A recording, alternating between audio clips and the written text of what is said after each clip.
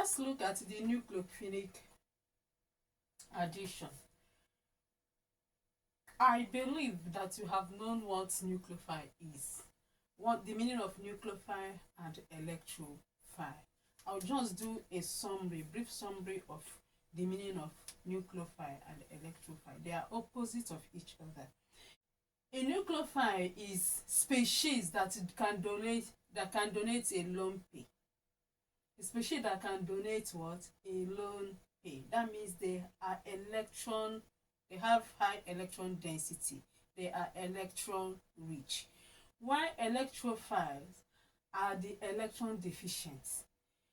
They accept lone pair of electrons. They are electron loving. Something like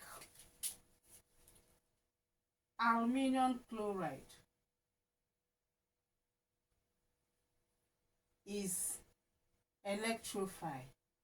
Remember that aluminum has, this is aluminum, hydrogen, helium, lithium, beryllium, boron, carbon, nitrogen, oxygen, fluorine, neon, sodium, magnesium, aluminum. Now, chlorine has 7 electrons at its outermost shell. So I will only draw the last shell of chlorine. 7. This is chlorine. It has 7 electrons. So it brought one of its electrons, and aluminium brought one of its electrons. An electrophile is an electron deficient. It's electron loving. It accepts a lone pair of electron. It carries positive. It carries what? Positives. Take for instance, look at this aluminum chloride here. Aluminum chloride is an electrophile because you can see that aluminum has 3 electrons at its outermost shell. We have 1, 2, 3. That is, its valency is 3. The unshaded electrons are from aluminum. Then chlorine has 7 electrons at its own outermost shell, and it came to be in a covalent relationship with aluminum. So chlorine donated 1 electron, aluminum donated 1 electron for sharing. The shaded electrons are from chlorine. The shaded electrons are from chlorine. You know, chlorine have 7. We have 1, 2, 3, 4, 5, 6, 7. Now, as they are sharing the electrons, chlorine now are 10 octet configuration. Each of these chlorine are 10 octet configuration. But aluminum needed 2 electrons in order to attain octet. So it needed a lone pair of electron. So it can accept a lone pair. That's why Lewis said that this is what? A proton acceptor. Are you getting it? So this is Lewis acid. So we say that is what? Electrophile, because is electron seeker, is electron lover. Also, in the same way, we say that this also is what? Electron lover. This is chloride ion. That is, this chlorine has lost an electron. Chlorine has 7 electrons at its outer shell, but it lost 1 electron to have 6 electrons at its outer shell. So you can see that chlorine now this chloride ion here will now accept a lone pair of electron. Therefore, is also an example of an electrophile. I hope you have known what electrophile is, even if you don't know it before. Then let's look at nucleophile. Nucleophile carries negative, just like electrophile carries positive, and it accepts lone pair of electrons. Is electron seeker, electron lover. The nucleophile is electron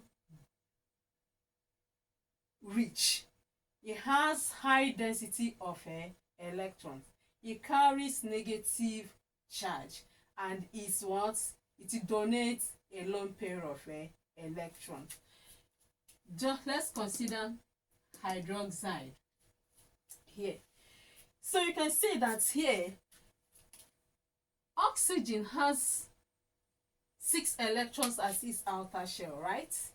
And is in relationship with what? 1 hydrogen. Okay, that's to say that oxygen can donate 3 lone pair of electrons. It can give 3 lone pair of electrons, but it carries negative because it requires 1 to attain octet configuration. So is what? A nucleophile. Okay, in the same way we have other nucleophiles like water, alkyl hydroxide. These electron rich. Then ammonia, we have a lot of them.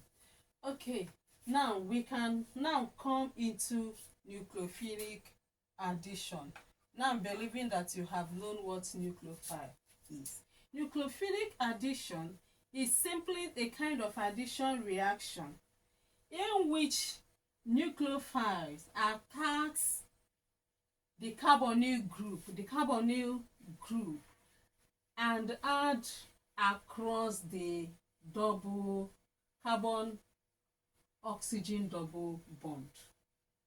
What am I trying to say? A carbonyl group can be found in ketones, alkanals, such as, okay, let's take this for an example. This is ketone. In that case, it means that addition of a nucleophile, let's use Nu as a nucleophile. We just want to show the mechanism now.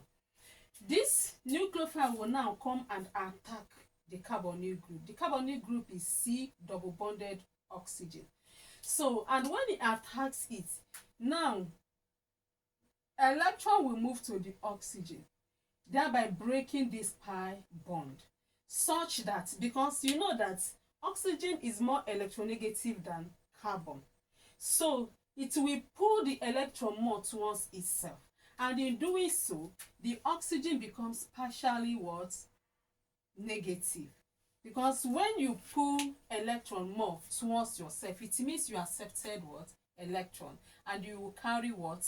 Negative. Though it did not completely remove the electron from the carbon, and that is the reason why it will not be completely negative but partially negative. Then carbon that has partially lost its electron, it did not completely lose the electron, partially it lost the electron, so this carbon will become what? Partially what? Positive. Remember that nucleophile is electron rich. Electron, it has electron density, high electron density, so it will now come, and this positivity here shows that you have given out, isn't it? When you give out an electron, you carry positive, so it means that this is now partially what? Deficient of electron. So the electron rich now will come and attack the electron deficient. It's just like positive attracting negative. So the electron rich will now come and attack the partially electron deficient. Then the next will be the protonation.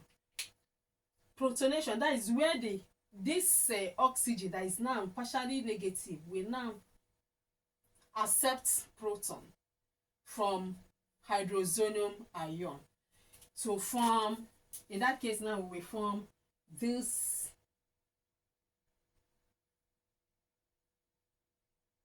the nucleophile.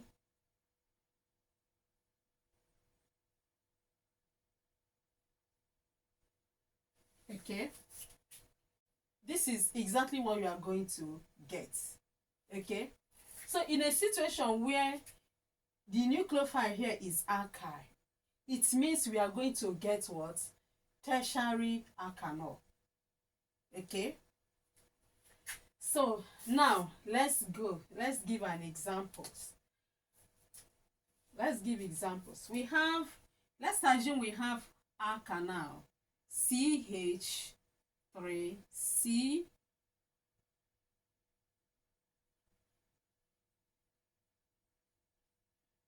okay, something like this. 1 2 3 4, yes. So add something like methyl magnesium bromide. So is number 1. Number 2 will now be the protonation, that is hydrozonium ion. Okay, then the first thing that will happen, what you have to ask yourself, bring out this methyl magnesium bromide, then for you to check which one will act as a which one will act as a nucleophile there. We know that carbon is more electronegative than magnesium. Magnesium is a metal now, so it has positive 2, and the carbon has what? Negative 4, isn't it? Carbon is non-metal, so it's more very highly electronegative. Even when you compare this, magnesium has 2, bromine has negative 1, magnesium has positive 2, charge will be positive 1. This is magnesium, positive 2, then bromine negative 1, so the next charge will be positive 1. But here we have the carbon. Carbon is even more electronegative than even hydrogen. It's more electronegative than this. Okay, you can see automatically we know that carbon is what metal is the one that is going to act as a nucleophile. Do you understand? So in that case, you will split them in this form. Okay,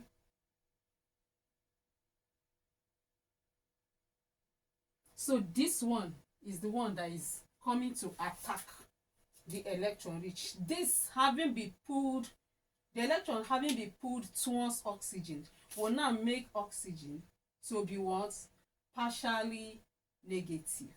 Why this becomes what? Partially positive, such that this nucleophile will now come and what?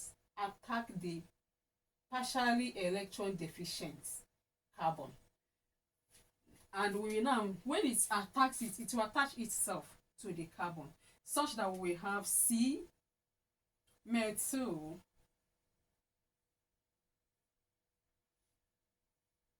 you can see the hydrogen is partially negative. Okay, then you have CH what? 3.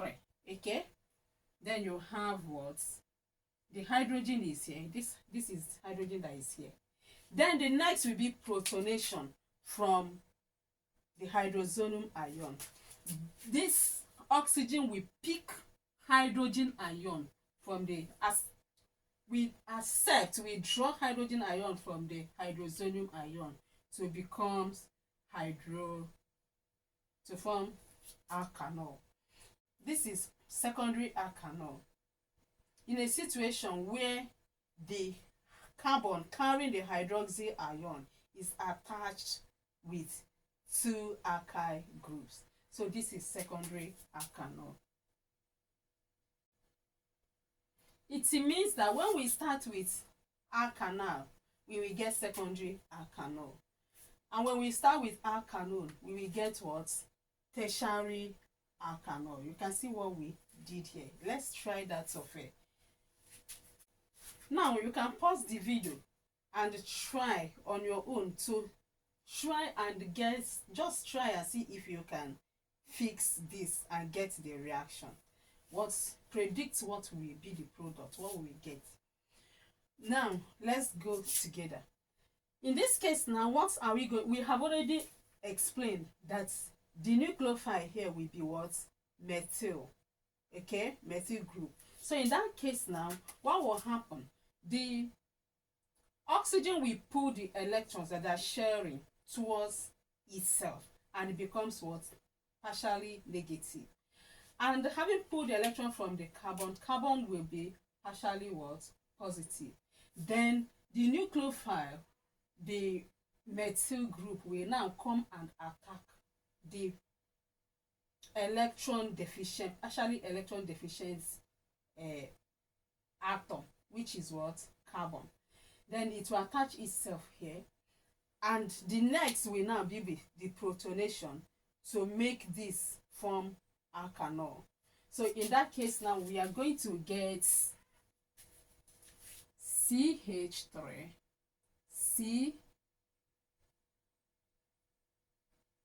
COH, CH3. Then it will attach itself, the nucleophile will attach itself here. You can see that what we got here is what? Tertiary alkanol. Just as I said, that if you start with alkanol, you will get tertiary alkanol. If you start with alkanal, that is aldehyde, you will get what? Secondary alkanol. I hope this is clear. Now, what if it's hydrogen cyanide? Hydrogen cyanide that we used, it still follow the same process. Okay, in hydrogen cyanide, the cyanide will build the nucleophile because it's more electronegative than hydrogen. In that case, we have let's assume we are still using this. We have CH3, C double bonded to CH what? 3. Then we have hydrogen cyanide.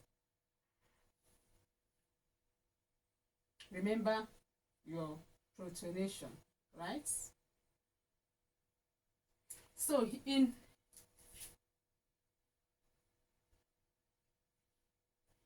this case,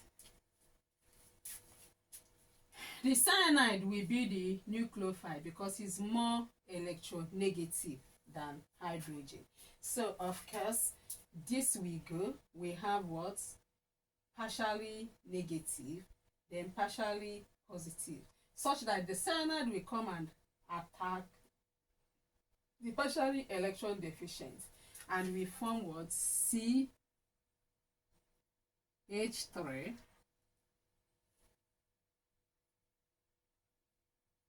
OH, CH3, CN. That is 2-cyanohydrin propan 2-ol. In a situation you use cyclic, you still follow the same method, the same mechanism. Let's assume now that we use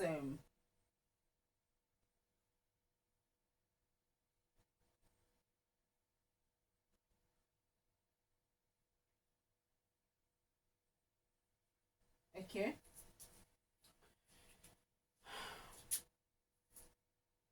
then, and okay, let's just use the same methyl magnesium bromide. What will happen? The same mechanism. So you have partially negative. Remember that this is position of carbon, carbon, carbon, carbon, carbon. Are you getting it? So since this electron has been pulled towards what? Oxygen, the pi bond has broken. So here the carbon here becomes what? Positive, partially what? Positive. And therefore the metal will now come and attach itself to this point. Do you understand? So in that case now you are going to get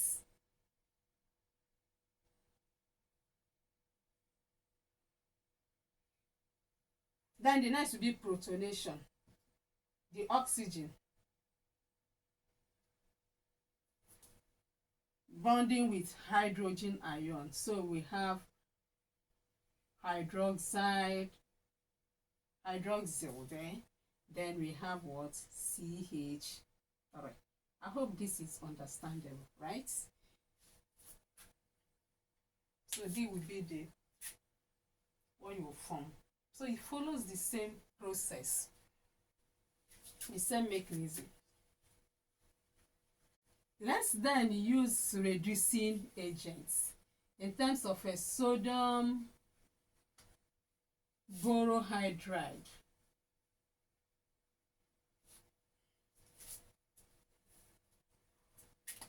So we have, in a situation where we use CH, sorry,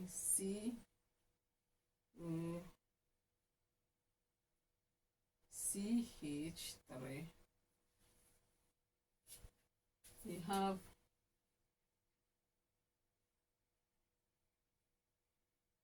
okay. So this is a reducing agent.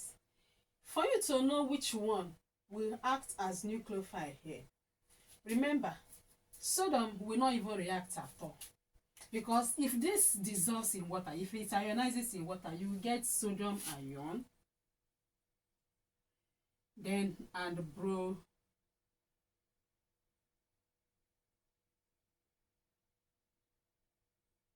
borohydride ion. Okay? So, in this case, the sodium ion don't even have any, it don't have any lone pair to donate. It has even given out the only electron it has. So you can see it don't even have any electron to donate. Are you getting it? So it will not even react at all. So automatically this is the one that will act as a nucleophile. So this will be the attacking agents. Okay? So as usual, we have partially negative and then partially what? Positive. Okay? Then, when you consider these two, you will have, this is, you want to know which one, is it the boron or the hydrogen? Which one will be the one that will act, which of the atom will be the one to act as the nucleophile? This is hydrogen, hydrogen, hydrogen, hydrogen. Are you getting it? So we even know that boron is of lesser electronegative than hydrogen. Hydrogen is more electronegative than boron. So you know that. So in that case, it means that hydrogen will be one to act as a nucleophile. So the hydrogen will come and attack itself. One thing you should know is that whenever you are using this, when you are using this particular compound, this is a reducing agent. And remember, what is the definition, your definition of oxidation and reduction? This is a reduction reaction. So reduction is addition of hydrogen, while oxidation is addition of oxygen. So know that whenever you are using this, you are just adding hydrogen. Are you getting it? So in that case, now we have the hydrogen will now come and attach itself to this partially deficient electron. So, and this will now attract the protonation from the hydrozonium ion. Okay? Now we attract proton from the hydrozonium ion such that we will have the product we now get will be metal. So you can see that this is what? Secondary what? Alkanol. I hope this is understandable. This is just the mechanisms of nucleophilic reaction. So when it comes to electrophilic addition, electrophilic addition is a kind of a reaction in which the electrophiles attacks the carbon-carbon double bond and break its bond.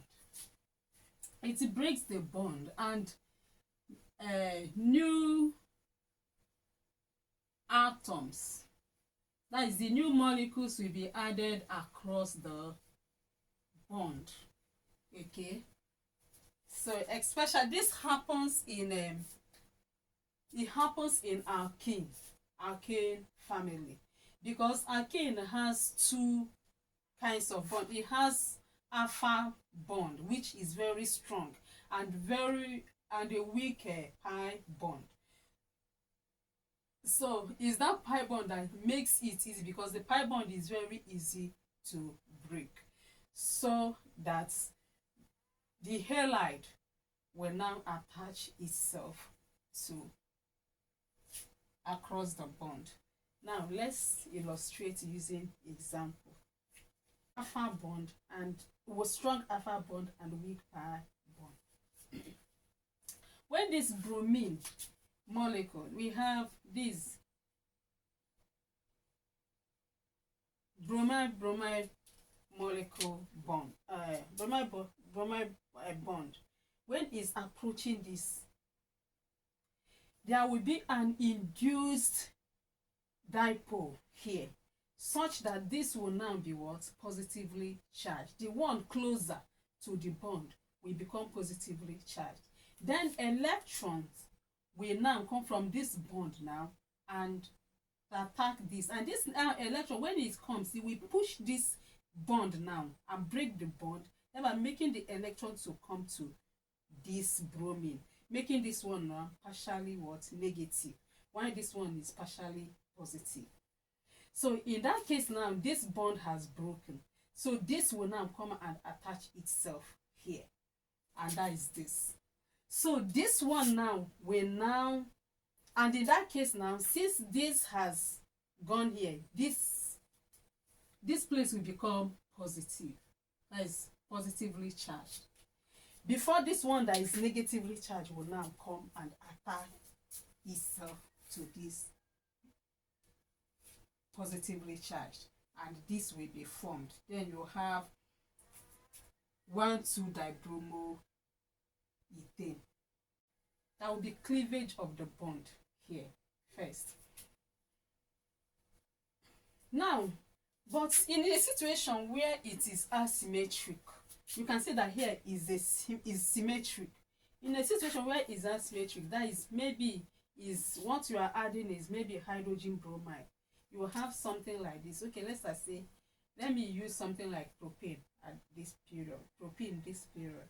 CH3, CH2 double bonded plus the bromine and hydrogen here. Of course, you know that bromine is more electronegative, so it will be the one to come and attack. Okay, you can say that this is what? Secondary carbocation. So this is where this bromine attached at this positive to form this. This was attached here to form this. So secondary carbocation is more stable than primary carbocation. So it means that this will be the products that will be formed. Okay. In a situation where we have the tertiary carbocation, the tertiary carbocation is most stable. It's more stable than the secondary carbocation, and that is the one that will be chosen. Okay, and that is it. I hope this is understandable.